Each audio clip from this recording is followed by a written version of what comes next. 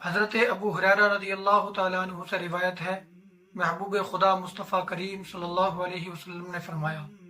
ملعون ہے جو اپنے ماں باپ کو ستائے، ملعون ہے جو اپنے ماں باپ کو ستائے،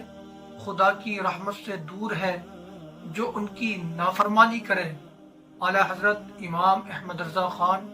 فاضل بریلوی رحمۃ اللہ تعالی علیہ فتاوی رضویہ شریف میں حدیث شریف کے حوالے سے فرماتے ہیں کہ محبوب خدا مصطفیٰ جان رحمت صلی اللہ علیہ وسلم نے فرمایا کہ 3 ایسے شخص ہیں کہ اللہ تعالیٰ ان کے فرض و نفل اور کسی عمل کو قبول نہیں فرماتا۔ ان میں سب سے پہلا وہ شخص ہے جو ماں باپ کو ستاتا ہے